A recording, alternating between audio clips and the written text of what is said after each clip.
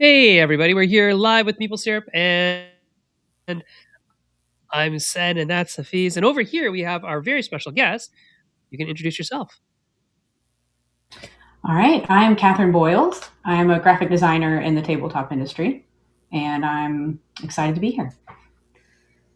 We're excited to have you as well too. For those watching, we were all in the same room a few weeks ago at Breakout Con, and Sen and Catherine were on a panel that was very rudely disrupted by a fire alarm.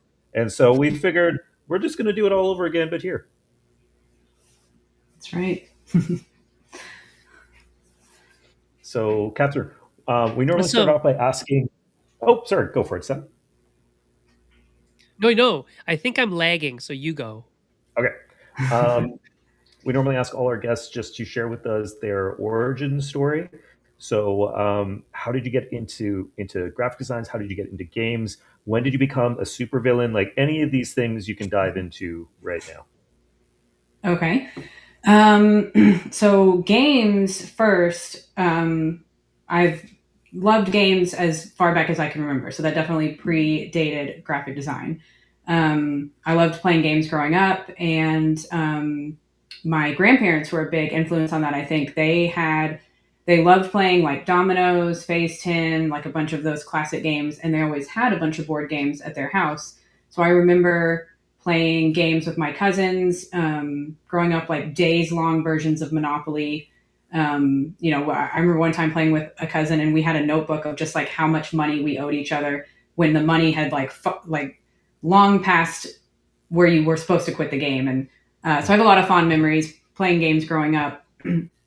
And I actually would create my own Monopoly games, like just with giant pieces of postboard, just like draw if I wanted a Monopoly game with a different theme or something than what I had available to me, I would create my own. So I think that's kind of where the graphic design started to intersect in a tiny way.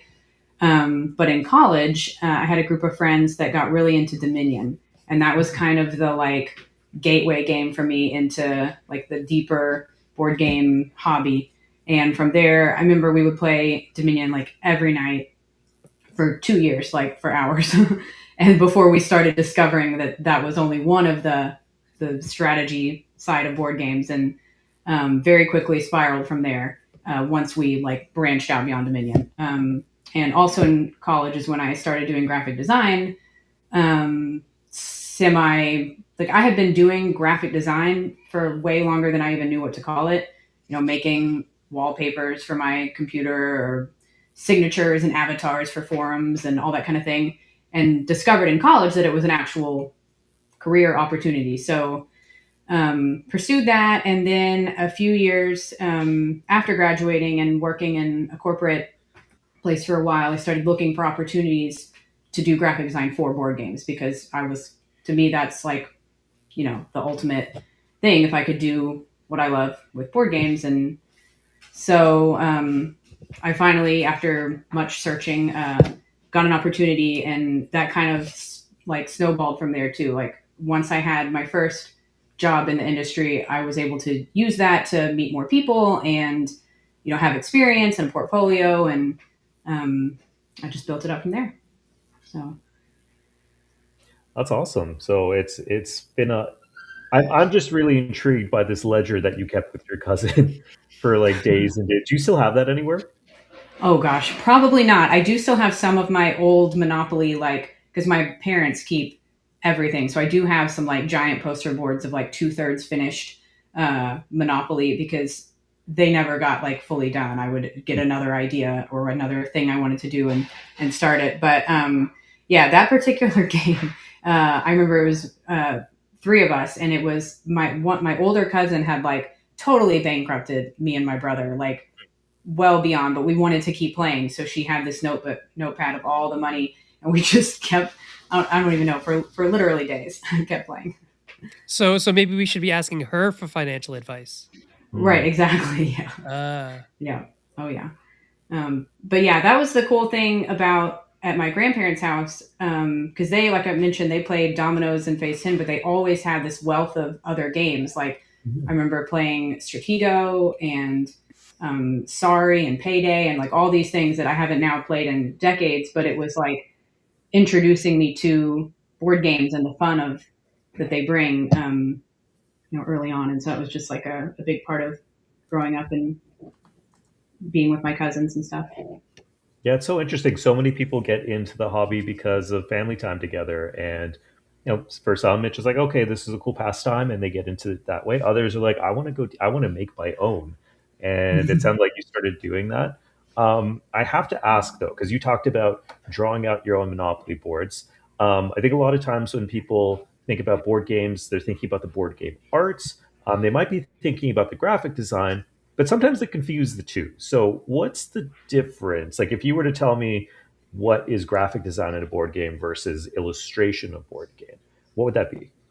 Yeah, there is a lot of confusion there. And I, as a graphic designer who cannot illustrate, often have to like distinguish that. I would love to be able to illustrate, but because it is so different, that's just not, where my skill set is. And so I kind of think of it, the illustration is often when you see like characters, settings, all that. And that's kind of typically gives the flavor or the personality or the theme like that. Not that those things can't come through in graphic design too, but that's typically carries more of that weight, where the graphic design carries the instructional. The graphic design is doing more of the like communicating what you need to know for the game, whether it's how to play it or how to quickly remember things. You graphic design covers like hierarchy and things that make it easy to make the game understandable and accessible. Whereas the illustration, while they both complement each other a lot, I think typically it does more of the adding flavor and personality and setting and all that to the game. And certainly a lot of people have both skill sets or the two overlap and do the jobs together. And I always say, like, if I work on a game and there's already art, like really good art, it's so much easier for me to do my job because I'm inspired by it and I can build off whatever type of, vibe or whatever it's giving and use that type of, try to build off that into the graphics as well. And so, yeah, it's really, really helpful for me as a graphic designer to work with good illustration. Hmm. Yeah, excuse me. And even then, like illustration is a subtype of art in general, right? Like it's not it's it's showing something, it's trying to communicate something as opposed to like self-expression or something like that. So it is a purposeful art form that is different than the graphic design, which in my mind is about like communicating the intent of the game through visual language, right? Um, Mm-hmm. Making all that information hierarchy stuff, which we don't necessarily see in illustration, but a game without illustration can sometimes look not so great either, right? So it's definitely something that needs to be done in at least tandem and thoughtful without the other. Now, do you think that for initial game design, what's more important, the graphic design or the illustration? Oh, more important is kind of a tough question because they do, kind of like you said, they have two different roles. The graphic design, I think, is very important when it comes to making the game accessible, understandable. One thing we talked about at the panel is having like readability in like a rule book. Like if a rule book or a card is easy to understand what you're supposed to do with it, what it's conveying. Um, Everything is done in a way that's clear and intuitive, then that's going to make the game experience way more enjoyable, I think, itself than really good illustration will, because that's going to make me pick it up off the shelf and look at it. But playing it again and again is probably going to come more from the experience being really good. But that's definitely not to say like illustration is really important in, making, in like getting you in the world or getting you to like fall in love with the characters or something in the game. I think that has a lot to play into that. So they're very important in different ways. Yeah, it sounds like art is more subjective, where graphic design is more objective. People can have an opinion on do they like that art style or did that fit really well or I prefer this look. But graphic design, everyone needs to be able to understand, be on the same page with to enjoy the game. Sounds like that's Right. where you're leaning.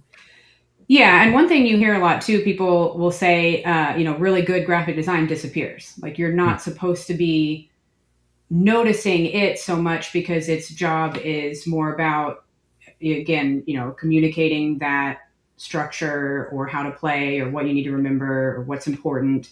And I think you would not want to, like when it comes to illustration, that wouldn't apply. You definitely want to see and enjoy and appreciate a good illustrated piece.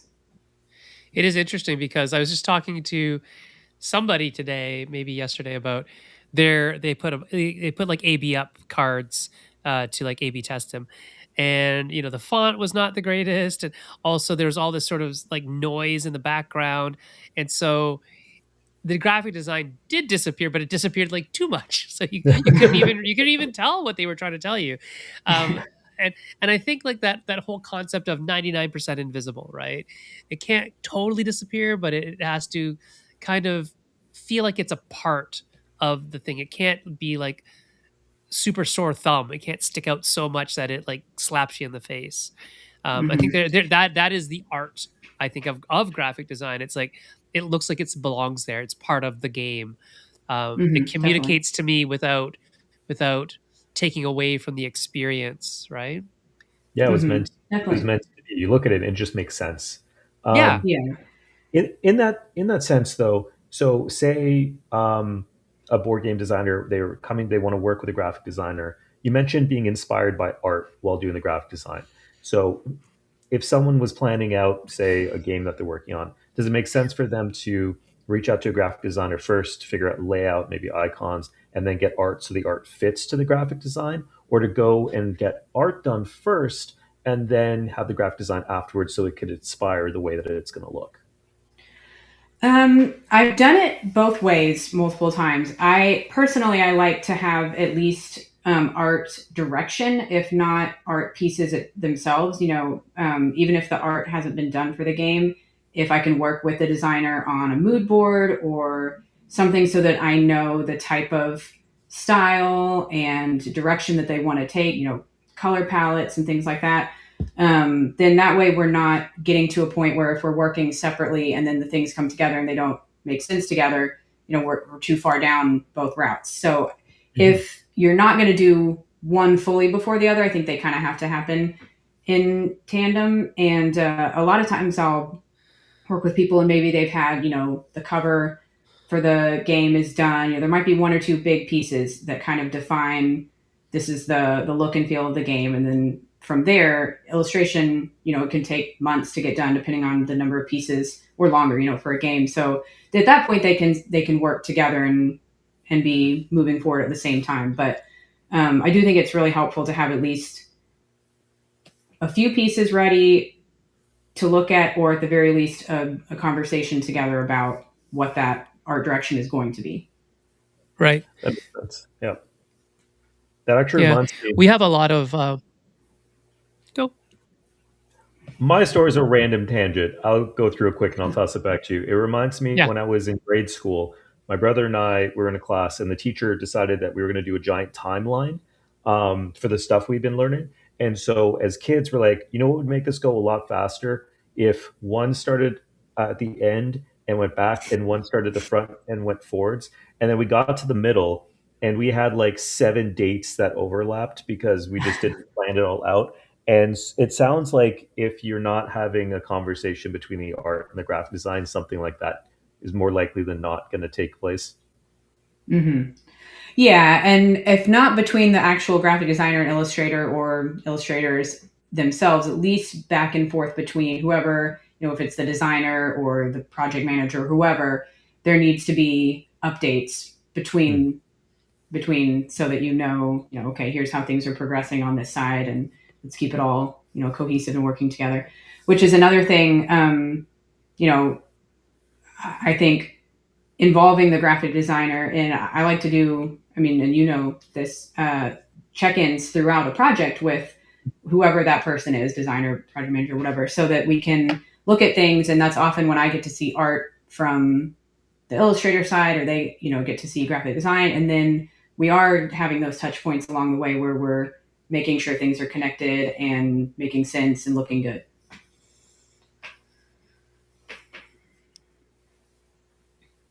And Sen, I cut you off before you were going to share something. So, what distinguishes like good graphic design? Did I just start? I don't know. I think I'm lagging so badly. Let me You see froze what's for up. a second. It went from like to graphic design, and we missed the whole middle part. Oh, Were interesting. you? Oh, you're good now, Oh, though. You're good now. am I? Okay. As I think there's like a lightning storm. Anyway, so what distinguishes in your mind like good graphic design from like subpar graphic design? And can you give any examples from like games that might exist where it's like that wasn't done so great, or this is really good example of graphic design without throwing people under the bus? Because Um, oh, sure, yeah. Well, two things come to mind that I am guilty of as well. Just as I'm sure many people are, and one and I think I've learned recently is not to over design things. Um, Something I think I fell into a trap of a lot when I first started, especially with board games, is this desire to be so like creative or to be on the theme or to do something so unique. I just trying to do something that fits all those buckets so well that you end up looking at it and it's not functioning the way it should. I've done card frames or boards or things where I look back at it and I think, okay, I see what I thought was cool, and I did what I thought was going to look good and be interesting, and it has these little Easter eggs in the design that have to do with the game and all this. And then I'll look at something else and say, oh, okay, this design is way simpler and cleaner and way more functional. And so that's something, I have caught myself doing and still occasionally will catch myself doing and think, okay, it's more important that I make sure that the font is readable and it's, the icons are clear and they're large enough and that the space is given to the right things, and that, weighing that over being, interesting or whatever. That's one thing that I think I had to learn and is easy to get distracted by, that can define a design from good to great. Yeah. So Um, clear's better than clever. yes, I think so. um, and yeah. Um, and what was the other thing I thought of immediately when you said that? Um, I've lost it now. Oh, I know what it was. One thing that I love in graphic design in a game is when there are reminders on the board, on the cards, whatever it is, of commonly forgotten or rules that have to do with some part of the game. So, an example I always give is in viticulture on the board. There is a spot that gives you the reminders of everything that you do at the end of a round. And that's a pretty common and simple thing, but that's so helpful to me to include on the board because I don't want to have to reference the rule book. I don't want to forget an important piece. And so when the graphic design can help teach you or remind you of important parts of the game, I think that is a crucial part to being like great design. It doesn't have to be that overt. It doesn't have to be a literal, round in steps. It can be icons that remind you to discard a card at the end of after playing it or something like that. But when the graphic design has those, hey, you've read the rules, you've learned how to play the game, but you're gonna forget these things, it's right there in front of you. It makes the whole game a lot smoother, I think. That makes a lot of sense. You were sharing that even as a professional graphic designer, it's kind of hard to strike that balance for say someone that's working on a prototype, a designer that maybe just be using Canva or PowerPoint to make cards or their boards or anything else like that. Is there any advice that you would give them just so that they could make a better and more clear looking prototype? Things to keep in mind because Sen even mentioned someone shared some cards and it was like everything was just getting all muddled together. Yeah, I think the probably the most important thing at that stage is don't try to do the graphic design and make it clever and interesting. Like make sure you're highlighting the parts that are actually important for the functionality of the game. Make sure you're putting, and then once you're doing that, getting in front of people either on Tabletop Simulator or physically in person and finding out, oh, okay, they didn't see this part or this wasn't clear. Let me try moving that or making that bigger or, not trying to go too far into like every little thing about like the UI, but at least getting those elements. Okay, this nobody's actually needing this part here. Let me take that off to get more space for something else. And so yeah, not worrying too much about does this look pretty or is this going to be what it looks like? Am I informing the future graphic designer with this? But learning what information actually needs to be on that card, where it needs to be is great if that does come up and become clear in the playtesting. But yeah, I would say not to get distracted by doing the jobs that you're going to hire someone to do anyway. Do you find it's helpful to put yourself in Right. the shoes of someone who's playing a game so that way you're thinking about how things are actually being used? So, for the audience, Catherine is actually the graphic designer for my upcoming game, Nothing But Net, and we had conversations early on because there's a lot of cards in the game about where the title for the cards should be, and we decided on the top left-hand corner because people tend to hold the cards like this, and then you can see very quickly your titles, which is a subtle way of making the game easier to use. And so, do you find that thinking about the way players are holding cards, the way they're going to be playing tokens or items, whatever else, helps you in building out the graphic design? Oh yeah, definitely. I think being a big board game fan myself, it like plays a huge amount into being able to design for them because I know, in my experience and then hearing other players too, like I know what I like to see. I know what is helpful to other players. I know the kinds of things that I or other people I encounter like do run into, and I can kind of help say, oh, I know people have trouble with this type of thing. Let's, work with that. I also think it's really important to play a game before I start designing on it, which is something we did with Nothing But Net. Even if it's a quick game on Tabletop Simulator, if that's all you can do sometimes, if you can it's hard to design and make the game understandable and intuitive and all those things if you haven't played it yourself. And so I've found out in my time working in the industry that that's less common than I think it should be, that the graphic designer gets to play the game that they work on. And so I try to, whenever possible, like work that into my workflow because it makes it so much easier to know then like, oh, this is important. This plays this role. This is when in the game they need to know this, how often it comes up. And then knowing those things can help you make decisions about how they should be emphasized or where they should be placed and all that. Are there certain best practices for things like where something should be placed in a card? Like if we're looking at the anatomy of a card, a lot of times you see the text at the bottom, the flavor text or the action text there, or you'll see symbols in certain places. Is that just for look? Is that because of convention? Is that because it's just good design? There are a lot of standard things like putting the icon or the text like on the left side. It is, I think it's maybe a little bit biased towards right-handed people to be Hmm. fanning the cards that way, but it is a very common, and then when you have the opportunity to put it in both corners or something, that's a choice you can make there too to help out with that. But yeah, there's a lot of standards in that because those are the things that make it easiest for people to look at right away or see what they need to see. And also, I mean, at this point, some things are so expected that if you were to put that action text somewhere else, it would automatically, for people who play a lot of board games, it might automatically be confusing just because that's, not what they're used to seeing.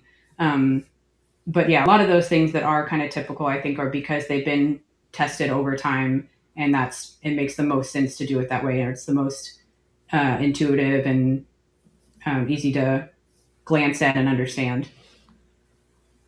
Okay, so that's actually really helpful for anyone designing a game that's trying to figure out how to, if they're doing a prototype, how to do it. Go look at your favorite game and see where did they put things, and did that help you when you were playing the game or not? Um, yeah, that's super helpful. Um, you brought up having icons in different places. You also brought up left-handed folk. Um, Accessibility in games is something that's really important because games are such a space that welcomes all kinds of people. It's a very inclusive hobby, and we want to make sure that as designers, as publishers, as anyone else, we want as many people to be able to enjoy our games as we can. So, are there certain things that people should keep in mind to make their games more accessible? Yeah, absolutely. I think graphic design plays a huge role into that part of the game, because some of the things we've talked about, icons, are they clear? Are they best case, especially, can you look at an icon and maybe figure out what it means? Or once you do see the meaning or read it in the rule book, is it easy to remember? Is it connected to what that whatever that meaning is?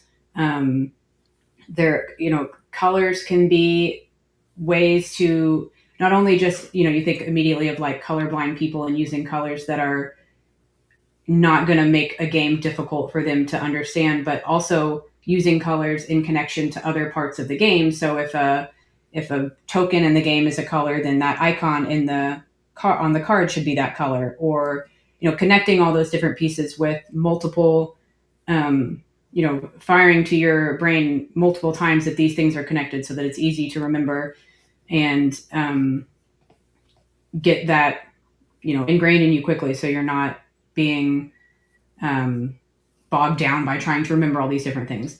And then another thing that I have struggled with a lot and am trying to do more and more, uh, being aware of with my making a game accessible, is just contrast. Like, it Mm. can be hard to read it, and that's one of those things where over designing can get in the way. If you think, oh, I'm going to make this really cool with a pattern back here or a texture and all this, and then all of a sudden you put text on it, and then when it's printed, it can get difficult to read. And so focusing on making sure there's enough contrast between icons and backgrounds and text, and so that things do stand out, and are easy to see quickly, can be good. So yeah, there's a ton of ways that accessibility plays into graphic design, and I think that's another important thing about playtesting, is once you get those things done, playtest it, make sure people are understanding it. If they're not, be willing to change or do what you need to do to make it understandable then. That makes sense. So dual coding, making sure that if you have something, if it's in one color, you're also having an icon or a something. So if someone's colorblind, they'd be able to also tell that that's there.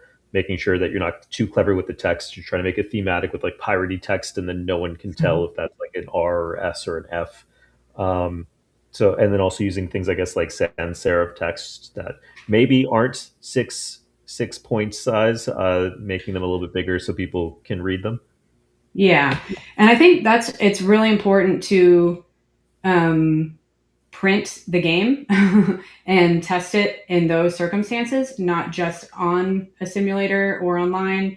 And also, a lot of designers work on Macs or other like big screens with bright, everything looks great on the screen, and then you get it printed and it's darker or smaller. And I've run into that myself too before, where I look at it printed and I think, oh, I would have made different decisions Mm. if I had seen it like this. And you can get as close, as possible on some screens, but there's just something about seeing it in person, seeing it in different lighting, looks different, having it this far away from you instead of right here. So yeah, anytime you're able to actually like get through the design process on a game, then print it and see it again as the graphic designer, that's incredibly helpful, because you'll notice things, or you'll get in groups that notice things that, at that point it's usually just tweaks, but is able to like make it more accessible and all that. It's Yeah. interesting. There's something about screens. Sorry, go for it, son. I mean, I was gonna probably say the same thing roughly, but I was actually at a factory where they make crokinole boards, and they have a whole loft that just uses natural light, where they can look for the all of the divots and like errors and find little scratches. And they told me we had to build this second floor loft because just holding like a flashlight doesn't do it. They have to have sunlight. It's funny. because of the way the varnish is and all that kind of stuff. And it's the same thing with anything we make or print. As soon as you put like a screen on top of it, or a UV coating on top of it, or whatever, it's going to change how it looks in the light.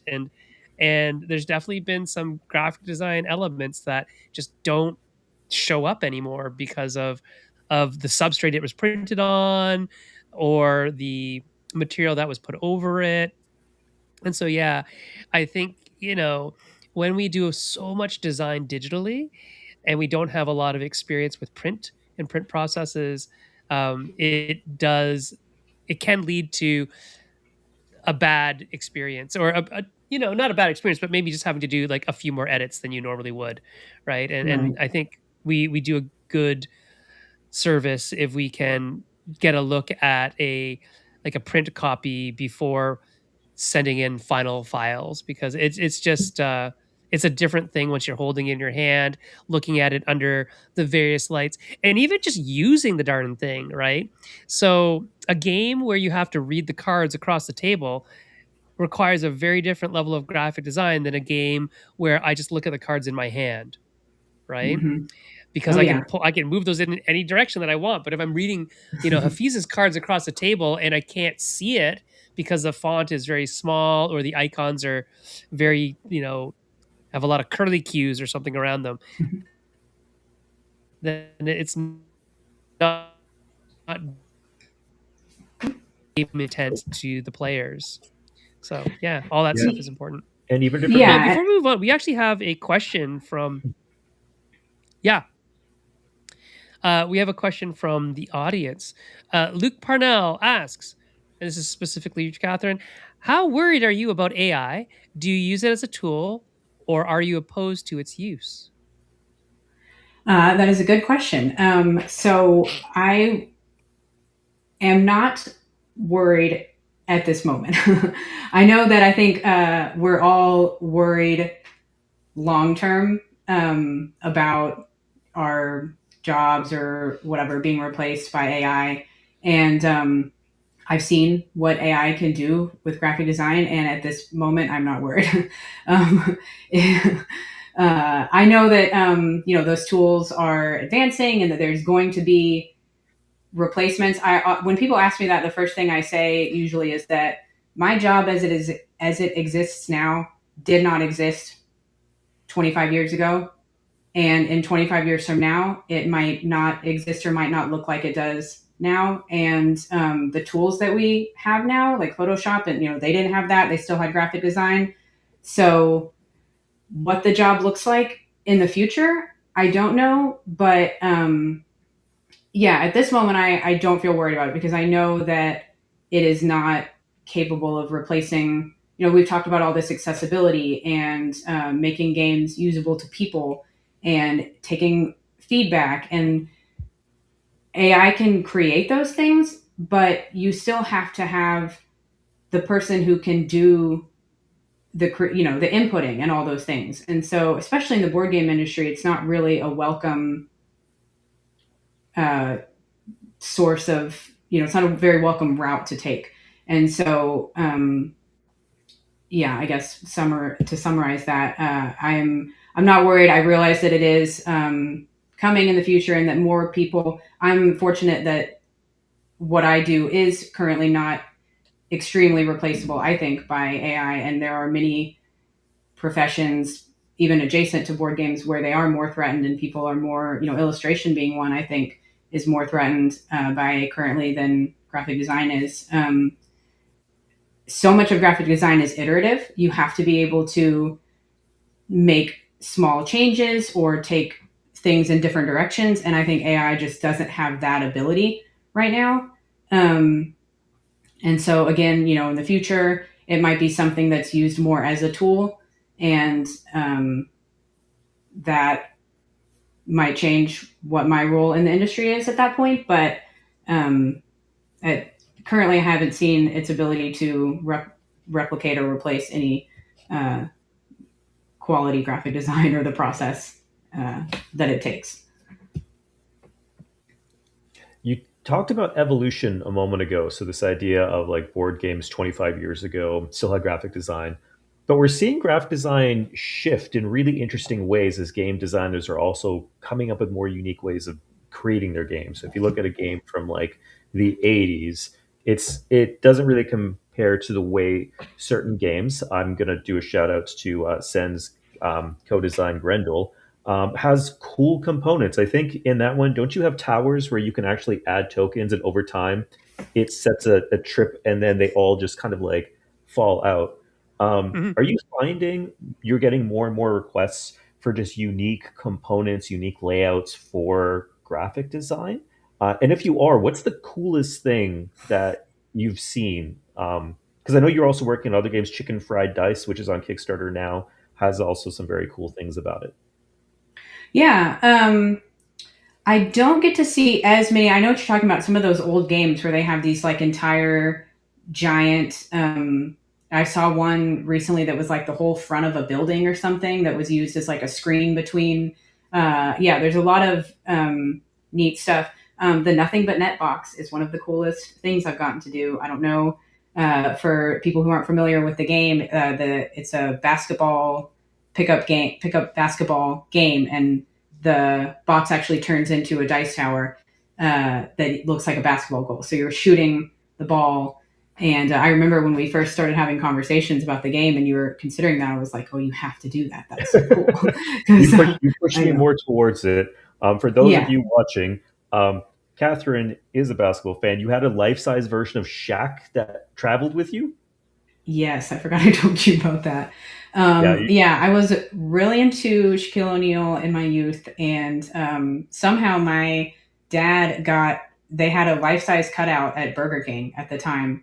Yeah, 7'3", full full height, and somehow he got them to let him have it. And yeah, I had it with me from like age I don't know 10 or something. It was in my bedroom growing up, and then I took it. When I moved. For many years, it did live in my parents' attic. But then, I don't know, sometime in the last 4 or 5 years, I took it from there and brought it with me. Unfortunately, its home was in the garage there at my previous house, and it did eventually succumb to weather. oh no. Got like, yeah, yeah, it was really sad. But All right. I Well, had, Shaq, yeah, Shaq, if you're watching the show, and we know that you are, we need you to send a replacement life size version of yourself or an autograph. I feel like that would work too. we have the campaign coming next week. I feel like I am now just going to bug the backers to be like tag Shaq in everything, and then we'll see if we can actually get him to like comment and do a shout out to That'd be yeah. that would be wild. 10-year-old me would just die. Yeah, we'll use the internet to try and peer pressure him. Yeah. I'll tell you one more silly Shaquille O'Neal thing from my youth is that I used to get books about him from the library. Mhm. And when I had them checked out, I would come home and I would type them on my computer. Like I would have the book propped open and I would type the entire book because, I don't think they had ebooks back then. And I was technically stealing, I guess, but I wanted to be able to reread it and remember it. And so at 10 or 12 or whatever years old, I was typing like 100-page Shaquille O'Neal biographies. uh, yeah. That is some kind of special. Yeah, we went on a whole other tangent. That Send that version that Yeah. is was bad. that is like a whole other podcast on Catherine's obsession with Shaquille O'Neal. Yeah. Which has since much died down. Yes, but I mean, did you at least watch the movie that he was in? What was the name of the movie he was in? He was in a few. He Oh, was in Shazam?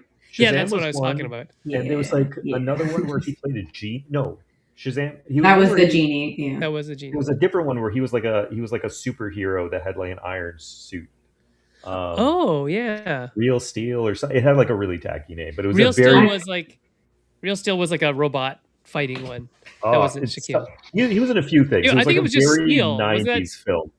Seal, yeah, I that was it. probably saw it, but I don't remember that one the way I remember Shazam. So, but I really did mostly follow him in basketball. Like I watched all the Lakers games. Like that was the main thing that I was a fan of him for was his basketball skills. Yeah. Bringing it back though, do you think that more and more games and more designs are going to try and lean into creating more of an immersive experience through the design of the games, specifically the graphic design, because the box that turns into the basketball net is all graphic design. Yeah, I think a lot of that, from what I've seen, those types of things are very popular on crowdfunding platforms. And since so many games do take that route now, I think we see a lot of it because it catches attention from people in, a sea of games. Something like that can make a game stand out. Wingspan is one that I remember scrolling through Instagram and seeing um, the dice tower that comes with that game, and I didn't know anything about it. I just saw that was the first time I'd seen a dice tower come with a game, and I thought, I need that game. I don't know what Mm. it is, I don't know anything about it, but that's beautiful and I need it. And then of course later found out it was like a hugely popular game. But so one this Fate of the Fellowship that I got to work on, it has a really cool dice tower. The Eye of Sauron dice tower, and so things like that. It just there's so many board games and so many Kickstarters to back and all this stuff. If a game is gonna find something to jump out quickly to people with short attention spans and scanning all these things, it's probably going to be a little gimmicky, and I love it. But yeah, I think we do see a lot more of that now. Yeah, the Eye of Sauron Tower was made by my co-designer Dave Killing. He is the guy who makes a lot of those things. He made the Luthier musical tower. Mm-hmm. He made the clock that works in Queen by Queen by Midnight. Midnight. Oh, that's Yeah, awesome. so he does all of That's those. Actually like a mechanical engineer and an industrial designer by trade. So that's his thing. He likes making things that work with cardboard, and mm-hmm. I get to be the recipient of the cool things he makes. Like this. This is actually something he made. Um, so this is a cardboard computer. What? Yeah. So it's loaded with elastic bands on the inside that I can drop marbles in here, Hmm. and based on the punch boards, the punch like almost like an old school computer with like punch board, Hmm. based on the whole configuration, only certain marbles will fall through. And I Oh. just trigger it by pulling like one of these things that goes badoop badoop, so you can see it, chuk, chuk, chuk, chuk, chuk. And then it Okay, springs that's back into place. awesome. So he makes all these weird things that we eventually turn into games. And by weird, I mean cool. David is cool. He's not weird. Yeah, that's awesome. Well, and those are all those games you mentioned are all games I have and love. Like Queen by Midnight was another one where I just saw a picture, like a render of the game, and I was like, well, I'm getting that. Like, Well, it yes. doesn't matter what the game is, it's just that's too cool. And it doesn't, they didn't have to do that. No. The game could have functioned with a, you know, like a flat spinner or whatever, but Hmm. um, And so much cooler. the I think what a lot of people are looking at is that verticality, right? That the whole like raising the game off the table, instead of looking down at the table all the time. And I think there's a lot to say about having things that do neat and interesting things, mechanical things, um, where I mean, even some of the games that you mentioned that are just classic games like Trouble, or the Pop-O-Matic thing, right? Or Hmm. there was one called The Inventors. Was it The Inventors? I can't remember. That had this whole like almost like a Rube Goldberg device, or Mousetrap is a Rube Yeah, Goldberg Mousetrap. Yeah. device, right? Oh yeah, So all that's of these true. things are really interesting and very cool. Um, yeah, Sorry, one lots of things. more that I played recently. Monkey Palace, the Lego board Right. game. Oh, yeah. Yeah, that is one that I've been playing with my daughter. She's 5, and she can completely understand and play, and it's so much fun because it's a board game still, but it takes that extra element of it's Lego building, but and yeah, talk about verticality, like it Right. you're literally building a tall palace. So that's another really cool one. Yeah, so it sounds like board games are taking the approach of bistro burger places, like they're just making it Stacking taller. things. Yeah, yeah. Which really they should be going wide, but for board games, I'm totally for the Right. vertical. Although I do like a good smash burger. I like the crispiness of the edges, but not so vertical. But maybe they could stack a whole bunch of smash patties Smash up, and I burgers. would like it. There you go. So we talked about accessibility. We talked about graphic design versus illustration. Is there anything else that we wanted to chit chat about? Well, I'm actually interested. Um, are there any themes or any kinds of games that you just really enjoy designing for, either because personal interest or you just find it allows you to be more creative? That is a good question. I definitely get most excited when I really like the theme of a game. Like if I get to work on a game that's sort of in like more of a fantasy. Um, I'm about to start working on one with a publisher that I did a game for that was like a cyberpunk theme, and now they're doing one that's more, it's a fantasy theme, but it's kind of inspired by old JRPGs, so it's got like a pixel art look to it. And I'm super excited about that just because I love old video games, and so it's kind of got that vibe, and it does excite me when I connect to the theme, because then not only am I excited about the game itself, but I get to, when I'm researching for how I want to do the graphic design or what types of backgrounds, textures, fonts, all those things I want to use, I get to look at a lot of cool reference material that is things I like. So definitely that, if it's something I haven't done before, I'm always excited. For some reason, the first like 3 or 4 projects I did in board games were all cyberpunk, like either cyberpunk or sci-fi. Like it's Hmm. sort of that same, not there's an overlap in a general feel there, where I was doing a lot of looking at like dark or space or like all those types of things.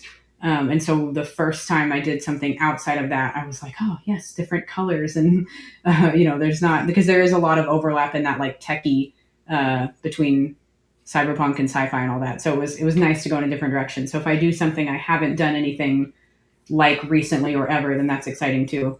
Um, So but just yeah, tired I of am. Neon after a while. Oh yeah, very tired of neon. Not forever, but like for a time I was. Yeah.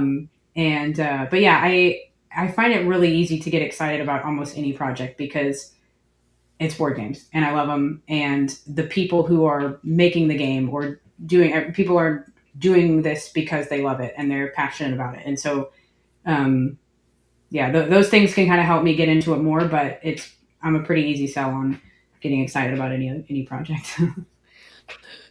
We do have another question from Jim Baker. Jim asks, how do you approach testing your work in grayscale, and what does it reveal about hierarchy, readability, and usability that color can sometimes hide?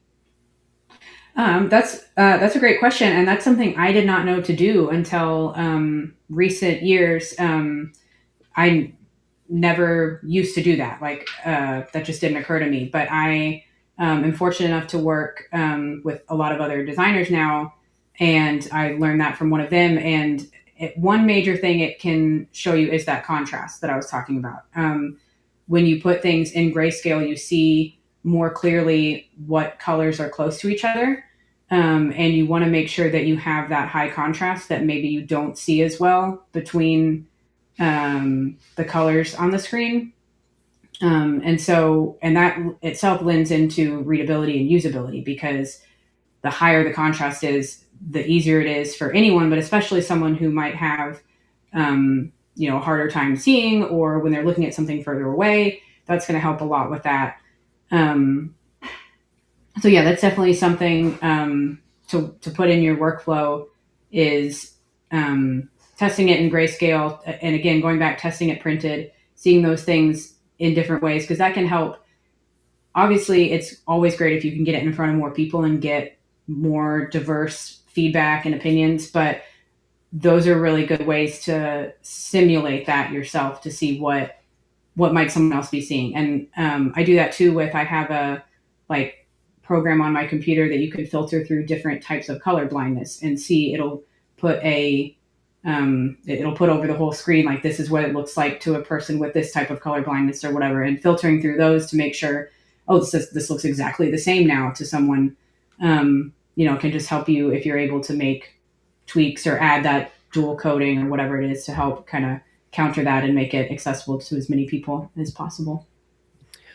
There's actually some really cool tools that you can use, like, to check contrast between 2 colors as well. So, even if you think it's readable, contrast changes with lighting as well. So, it's important to really do your best to have a very large contrast when possible. Like, as it's funny, um, but as you get older, it's not funny because getting old is maybe not fun for some people, but as you get older, your eyes just can't react to changes in light as well, and so contrast becomes even more important as you get older and Mhm. everybody ages, right? Not everybody's colorblind, but everybody gets older.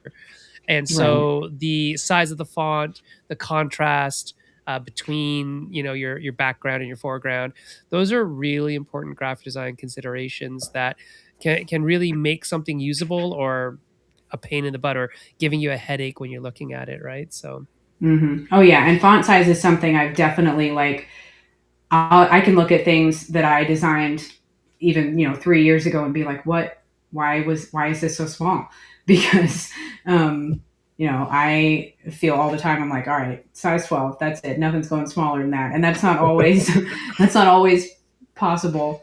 But yeah, it is something you have to think about because very quickly I have found it gets hard to read smaller things. So. mhm. Are there any other tests that you would recommend people do just as they're thinking through their design? So one is just the printing it out, seeing what it looks physical. Sen mentioned looking at a different light. So like if you're making a game, you're expecting people to play at the pub, like definitely look at that at low light. And then just now looking at it in grayscale. Is there anything else that people should be aware of? Like, hey, here's a test that you can do, and that will give you a bunch of information to make your game more accessible. Um, so I think you said again to print it physically because I think that's one of the most helpful things to get it because it is that huge difference um, between the screen and physically, but um, and making sure that you're printing it at real size Mm, because that makes a huge difference. I play tested a game I had worked on recently and um, wherever they had gotten it printed, for some reason it had printed the game like 25% bigger than it's going to be. Just like an Office Depot error or whatever. And it was like, this is not an accurate representation of what we're going to see. So it's not even, it's helpful in the game mechanics and everything, but for the design, it's not as accurate as we need it to be. Um, but yeah, I would say adding in that we talked about bringing in the graphic designer to play the game at the very beginning of the process before they do the design. But I would also add that have the graphic designer play test the game once the graphic design is done, because that's when you're going to see did my decisions make sense the way I wanted mm, them to. An opportunity I had recently at Breakout was to sit and watch people play a game that I had done the graphic design on. It was in the prototype stage. We hadn't sent it to like mass production yet, and so people who were sitting down, learning it for the first time, playing it for the first time, and to see the questions they had that came up, the issues that they had was so invaluable because we could correct those things now or answer those questions in the design in a way that isn't typically part of the process. And so that's another thing I would say is super helpful to incorporate if it's possible. Mhm. They should have you on, like, video calls watching people play. Yeah. Um, Yeah. there's 2 other tests that I use a lot. I'll use, like, a and these are totally lo-fi, like, you don't need a computer to do this. Is I squint at things a lot. It's called a squint test. Because if I'm squinting and I can still read it, it's probably clear, right? And it's a Mhm. very lo-fi test, but it works almost all the time reliably. Let's like if I squint and I can't see it, how do you think this is going to be in low light? How do you think it's going to be across the table? How do you think it's going to be when I'm trying to make a fast decision in a speed game? It's just not going to work. And so oftentimes I'll use that as a very lo-fi test. The other test I often use is like a mirror test. Where I'll like flip it around, or I'll use an actual physical mirror, and I'll just see does it communicate well when I flip it. Because sometimes if it doesn't, it means that there's something not quite right about it, or it's like biased in some way that is making my brain not understand what I'm originally was trying to communicate with the graphics. So those are two Mhm. other tests that you can use for graphic design. You can use it for art. Anything that there's where there's a visual medium, I find that those two things are often a really good first entry test to just give myself like a good sniff at it and say, is this smell good or bad? Yeah. Except I'm And squinting. I'm not smelling. one more thing you can do is ask somebody who has no idea what they're looking at. Take an icon and show it to someone who hasn't seen the game and say, "Hey, can you tell what this is conveying? Do you can you intuitively tell what this is supposed to be doing?" So that can be just another way to see, um, if that's working. I love games that do that. Like those are my favorite games. If I can play the game without even reading the rule book because all of the graphic information and the visual language and the physical components tell me what to do, or at least give me an idea, then that's gold. Matt Paquette is chewing you out for not telling him that I you've just been saw on the that. show. Hi, Matt. Jim Baker has another question. Jim asks, "How do you go about selecting a color palette for a board game? What factors guide your choices between theme, readability, gameplay, usability?" That's a great question. Palettes are hard. Yeah, definitely. That's where I would go back to working with the designer and the illustrator at the beginning of the game to choose, like when you're working on the mood board and figuring out what the overall look and feel of the game is going to be. Um, sometimes if the illustration's already been, started or something, then your color palette might come from that. When we were working on Nothing But Net, one thing that was really cool about the art that had already been done for that game is there are two types of cards, and the art, a lot of like the backgrounds and stuff, are colored to be another type of coding to that type of card. And so the color palette can sometimes be defined by what is going to help connect people to different parts of the game. Is this type of card and this icon telling someone how to do something or take a certain action or follow a certain rule? Then you're going to use those colors in connection with each other so that that messaging is really clear. Um, and then outside of that, I think color, you're going to, when you're researching for that mood board and for inspiration on what the theme of the game is, colors often come up there that either evoke that theme or place or style that the game is taking place in. So the importance of repetition as well, then too. So this is just another subtle way to get people to really understand the game without having to dive into the rule book every single time. Yeah, I think color can play a lot into that for sure. Hmm. Definitely. And then obviously just be concerned with color blindness and building a palette that isn't going to have like muddled colors, right? And that allows you that high contrast that we talked Hmm. about. Perfect, perfect, perfect. All right, everybody. Well, it is unfortunately time to go. We've talked so much about graphic design. I think graphic design is always one of those topics, like when Matt comes on or yourself. People ask questions all the time because it's like a it's like magic when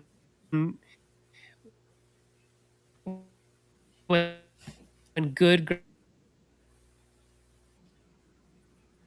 see here Deadpan and Michael and Luke and Matt and Oh, Jim and we lost you there for a everybody. It's second, great. son. Oh, but I'm still talking, so it's It's okay. it, I don't know. we got I'm just saying hi to everybody that's out there. Gotcha. But I mean, it goes back to what you mentioned earlier, that 99% invisible. Like you need enough of it to be there, but you want a lot of it to kind of fade in the background. So tying back to magic, the whole invisibility trick is really important to have in your Hmm. toolkits. Catherine, you've been giving us lots of really great advice all throughout today's episode. So now's a chance for any final advice that you would leave viewers with. Um, I think I've pretty much covered the things that I would have said, and that's that step, like I said, that I've only recently got to incorporate in my workflow, and that's getting to play the game after it's been designed. And I haven't gotten to do that a lot with very many games because it is kind of difficult to get in person with people where we all work remote and everything, or to get a game updated all the time in whatever you're using for that online. But as even if it's just printing it yourself at home and playing it with a friend or something, to see the way somebody else is interacting with those decisions you made, seeing the way it looks when it's printed to whatever degree you're capable of doing. I think that's super helpful in figuring out did what I is what I've done so far working, and if not, this is the time that I can still fix it. Um, and so I think that's a really helpful thing to start if you're not already incorporating that to do, just to help kind of take things to the best they can be. Awesome. Well, thank you so much for taking the time to connect with us. Matt, please take all of our apologies for not giving you the heads up, but we wanted it to be a surprise. So, surprise. Um, but yeah, I'll toss it back to Sen. We're going to share where we can hear and find if anyone's interested in connecting with you, Catherine. Where could they do that? Um, my website is kvdesignwork.com. I see it just appeared there. Um, I don't really do much social media, especially not for graphic design. So I guess pretty much just my website to see what I've worked on. But yeah, it was really great being here with you guys and getting to talk about board games and graphic design. Yeah, that was great talking about board games. Yeah. Sven is lagging a little bit, so I'm going to do the regular end off. So if you want to get in touch with the show, you can do it on Meeple Syrup on all of the things. Oh, Sen, you're back. So Sen, where can people find you?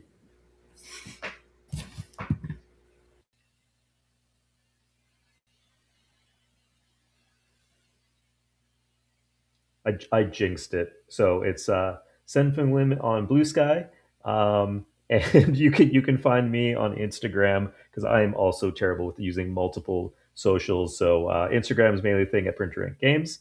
Catherine, thank you so much for joining us this week. For next week, a little bit of a tidbit.